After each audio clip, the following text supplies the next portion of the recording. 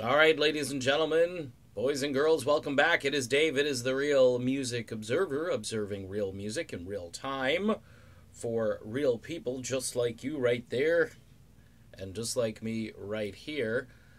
Nick Mason, drummer for Pink Floyd, went out last year with a band called Saucer Full of Secrets, which of course references Pink Floyd music from prior to Dark Side of the Moon.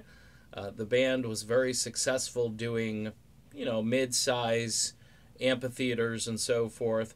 Nick Mason has been saying in multiple interviews that he would like to see a Pink Floyd reunion. This would be really cool, but there's just one problem that David Gilmour and Roger Waters are still not getting along. Gilmour, I guess, put out this Pink Floyd album a few years ago, which was mostly instrumental. I think it had one vocal track on it. By the way, it sold a lot of copies, especially over in the UK. Was met with mixed reviews, again, because it really took liberty with Pink Floyd's template, being that it was mostly instrumental.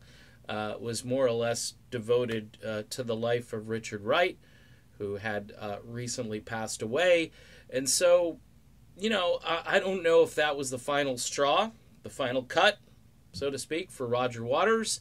But there hasn't been too much going on in the world of Pink Floyd, except for the fact that Nick Mason, who's now 75 years old, believes that the guys should bury the hatchet and do maybe one more Pink Floyd tour.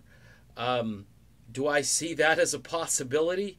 It's a very small possibility. If these guys haven't figured out a way to work together and take care of the bitterness that really kind of sprung up when Gilmour took the name and then put out A Momentary Lapse of Reason back in the 80s, which, by the way, a lot of critics hated, but I think holds up fairly well when you look at Pink Floyd albums. And the Division Bell, again, sounds like a vintage Pink Floyd album to me.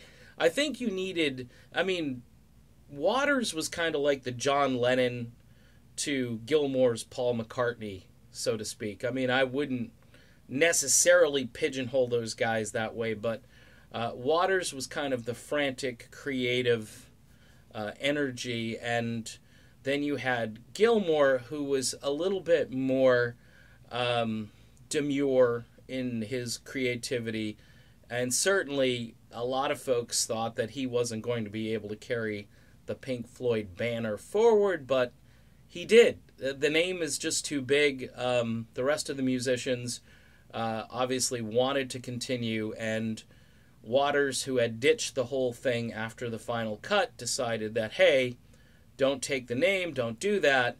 A lot of times these musicians regret, leaving the name at the curb or signing themselves out of the contract. And then, of course, you get accused of not being the real deal because you're missing this key player and so forth. So it's kind of a no-win situation, but the fans really responded. In fact, they've responded to all of the David Gilmour releases that have come since Waters more or less banished himself from the band.